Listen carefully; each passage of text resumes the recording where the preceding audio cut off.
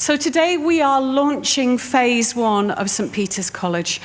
And I think St. Peter's is going to be a milestone in the life of our diocese, and possibly even within the Church of England, because I think we're pioneering something here that hasn't quite been done before. And it's a new way of us supporting and encouraging not only those who are in ministry or training for ministry, but all of those who want to grow in faith and discipleship. So the title of today, Deep and Wide, I think is very appropriate for St. Peter's as well. It's about deep and wide faith and ministry. As you said in the video, it's a gathering together of all the diocese offers with respect to training. And each of you have had one of these brochures on your seat, which tells you a little bit more about some of the things that are happening in the diocese. I'm aware that a lot of good things have been happening for a long time, but not everybody knows about it.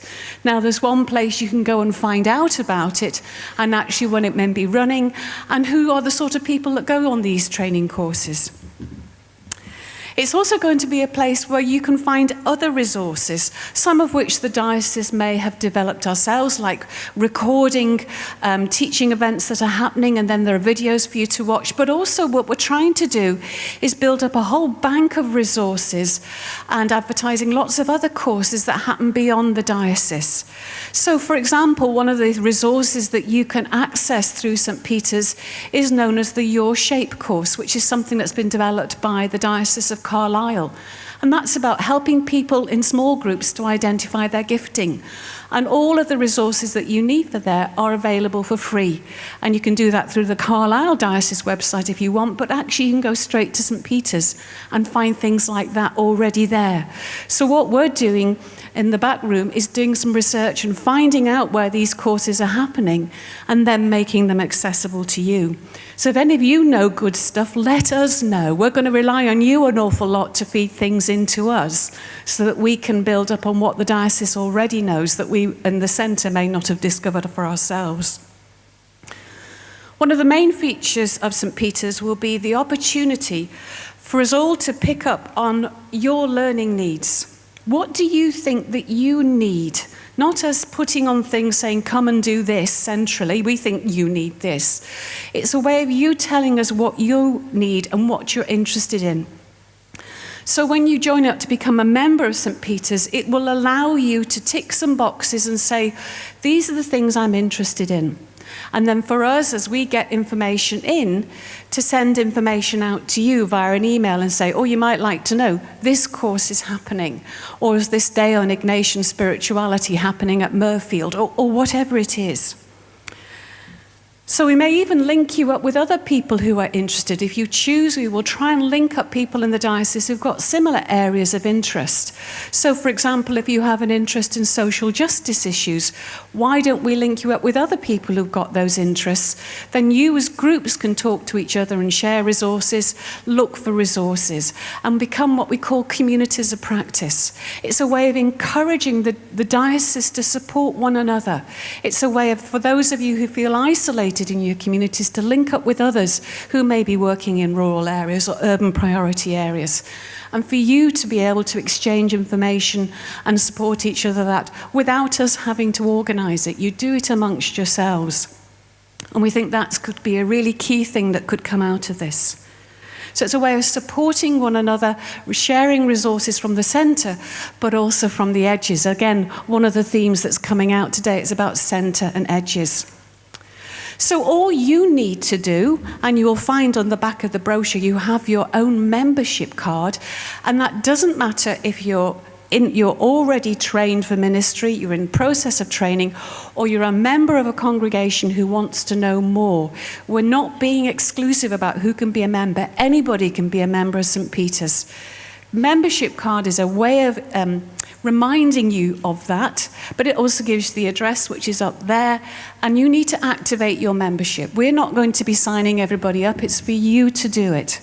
Activate your membership. Tell us the things that you're interested in, and we will try our best to send information out to you. You can do that via a computer, via a phone, via your tablets. The thing that we've produced will actually work on all of your devices, and that's a way of getting in touch so that you can access St. Peter's when it's convenient for you. It's about making things more accessible. We're aware in our diocese when we gather together, this is the gathered hub, if you like, of St. Peter's, one of the gathered hubs. Not everybody comes, but there's many more people who can benefit from resources if they can access them at home, when they want and where they want. And so that's one of the things we're trying to do. It's, as I say, it's only phase 1. And it's the beginning of phase 1. So if you log on now and become a member of St. Peter's, you may find the email from us ends up in your spam box. So check your spam box to make sure that it's not collecting emails from St. Peter's. We'll eventually, I believe, once we get well known by Google and other people, you'll find us more easily. But we literally, today is the first day we're going live. So you are the very first people who got this opportunity to sign up and become members. I'm also aware that not everybody in the diocese has access to the internet.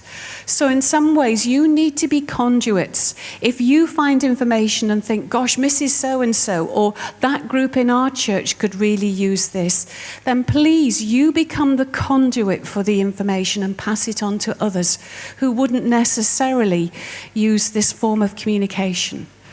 But we do realize that more and more we need to be making use of this amazing gift of the internet and getting information out there to people. This is a really important way of doing it.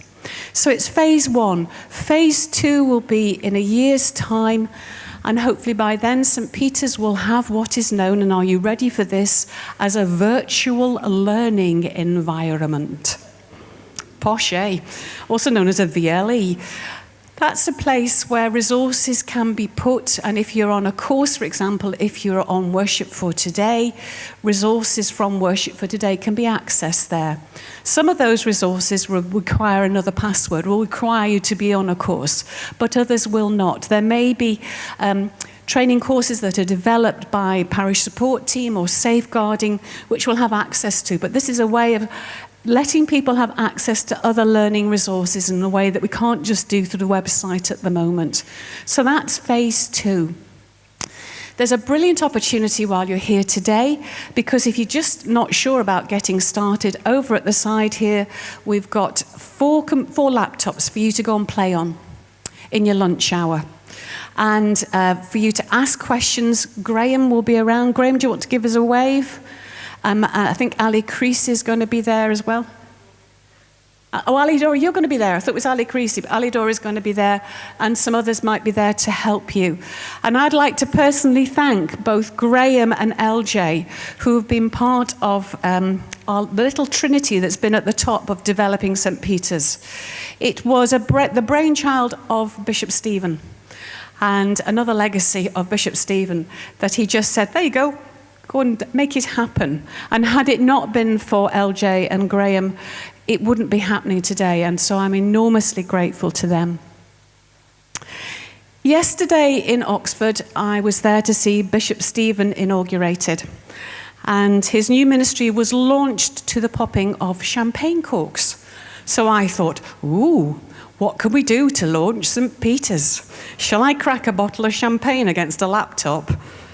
And then I realised that my budget would not stretch to a bottle of champagne, never mind repairs to a laptop. But what I did have at home this morning that I remembered was half a bag of party poppers. Which rather sums it all up, really, chaps, doesn't it? But what I'm going to do is distribute a few, and then we're going to do 1, 2, 3. And those of you who haven't got party poppers, will you cheer? Because this, I think, is a significant day for us as a diocese. This isn't just a project they've given me to keep me happy and out of trouble, which is difficult to do at the best of times. So if I distribute some party poppers, and then we do a 1, 2, and a 3, and those of you have got them, pop them, and the rest of you cheer, it will feel like it's been significant today, and rather than me just chat. So I'm going to try my girly throwing and see if I can't get them out there.